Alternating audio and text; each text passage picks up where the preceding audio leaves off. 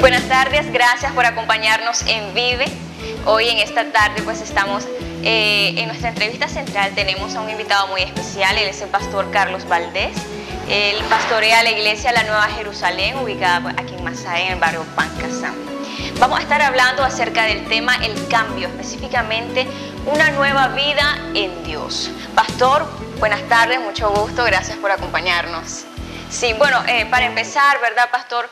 Una nueva vida en el mundo secular, uno puede decir, es terminar esto y comenzar algo nuevo. Ya, puede ser, termino de estar en fiesta, ahora voy a hacer una nueva vida dedicada a mis estudios. Pero en sí, ya en los caminos de Dios, ¿qué es una nueva vida ya en Dios?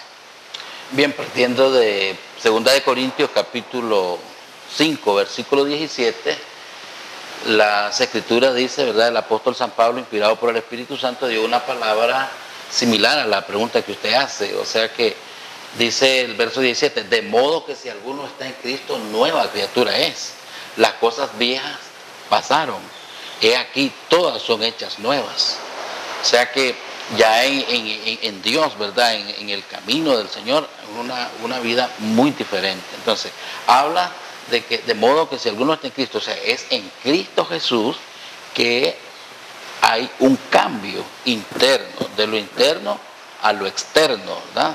En Jesucristo. Entonces, puede que sea de modo que si alguno está en Cristo, nueva criatura es. Pastor, mencionaba un cambio, o sea, uno es nueva criatura, nos dice. Significa que automáticamente todo lo terrenal muere en cuanto uno acepta. A veces, no todo, es progresivamente, a veces en el individuo viene teniendo cambio.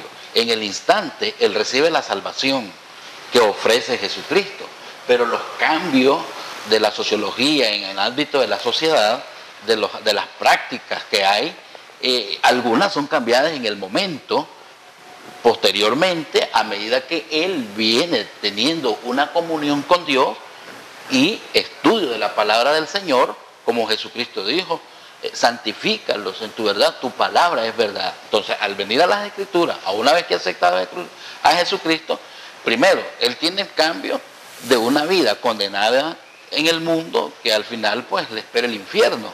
En ese instante tiene un cambio, un rumbo a una vida diferente, a una vida eterna.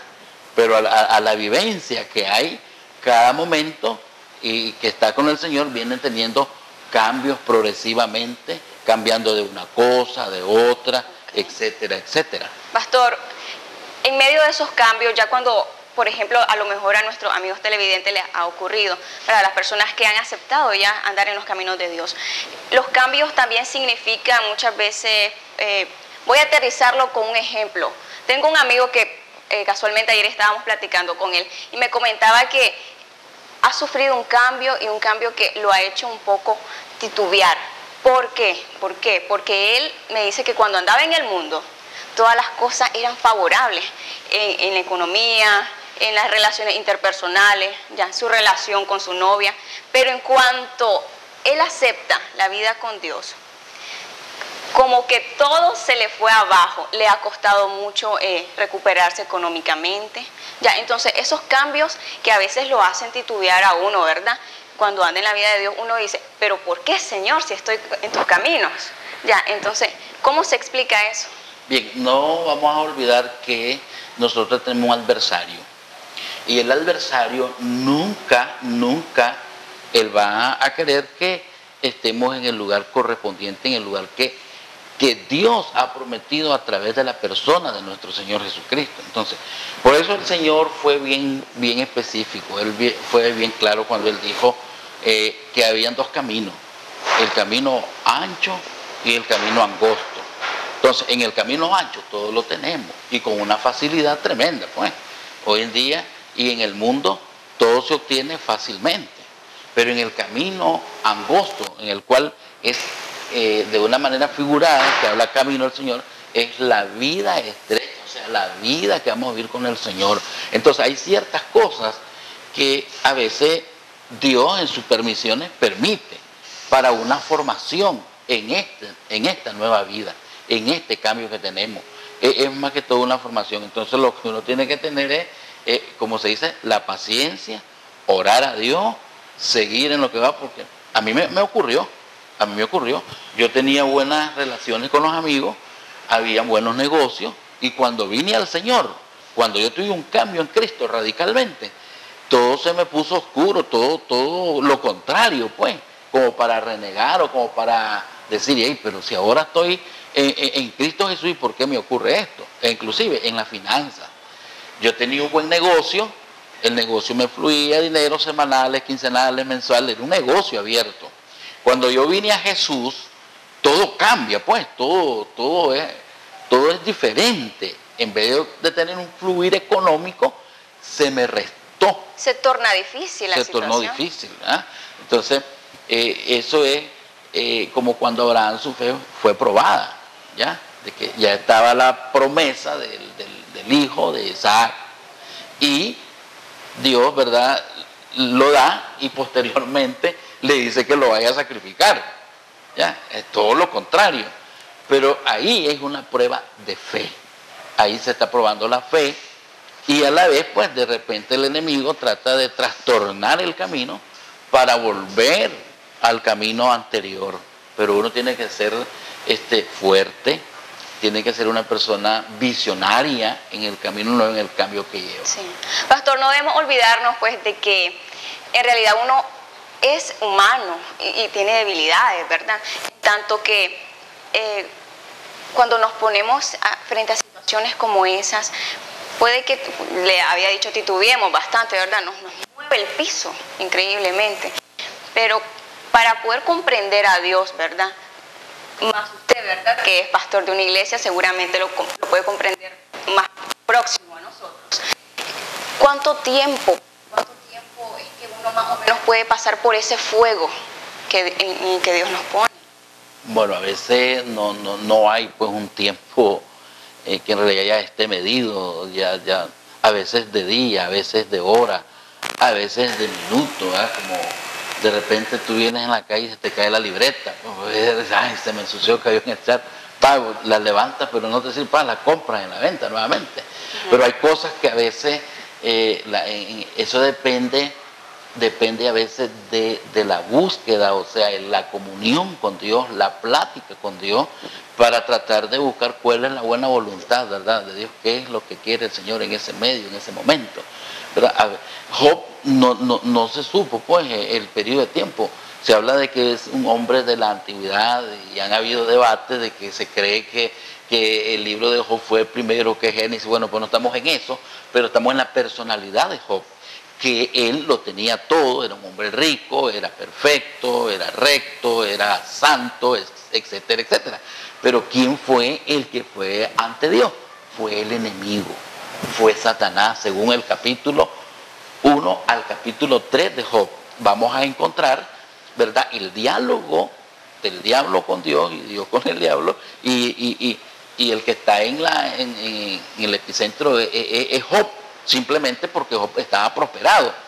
Lo que estamos viendo aquí es que en el periodo de tiempo de Job hay un libro desde el capítulo 1 hasta el último capítulo, donde habla casi la mitad, donde todo lo que le pasó y después que murieron los hijos y después todo lo que ocurrió, todo le tornó en una doble bendición.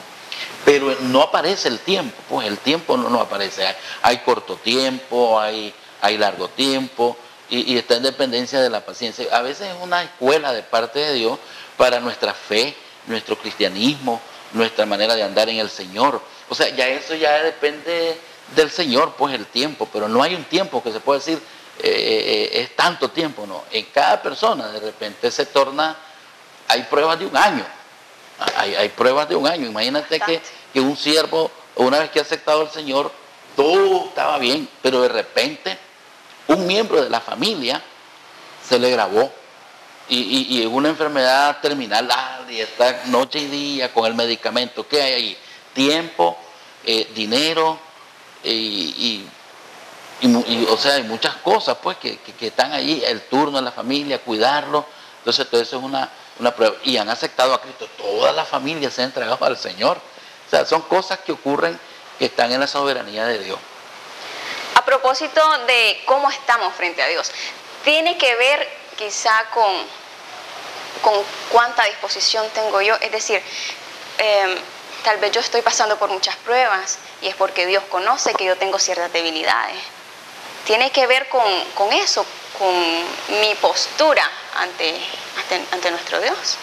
Bueno, en sí somos vulnerables, nosotros somos bastante vulnerables en el aspecto... ¿A quiénes les pasa más, pues? Físico, emocional, ¿verdad? Y de repente por ese estatus, esa manera de ser, es como un terreno que no se puede construir porque es débil, o sea, se tiene que fortalecer, se tiene que amacizar, como decimos la palabra, ¿verdad?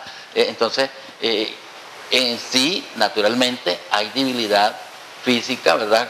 Que como es el cuerpo, en las emociones, lo interno. Pero ahora, en eso fuerte que somos, o débil, en realidad que somos dados al pecado, ¿verdad? A la debilidad de pecar. Entonces, la fortaleza, ¿cómo la vamos a tener? Entonces dice las Escrituras, Santiago da un consejo y dice, someteos pues a Dios y resistid al diablo, y el diablo huirá de vosotros. Sabemos que en cuanto a naturaleza se refiere, nosotros somos débiles. Adán, Eva, tenemos nuestros primeros padres que no había una fortaleza en solo estar. Todo el ser humano es débil en este aspecto. O sea, de lo divino a lo humano, Él es un Dios fuerte. Yo soy débil. Entonces, para fortalecer este asunto, es vivir bajo el señorío del Señor. Esto es diario.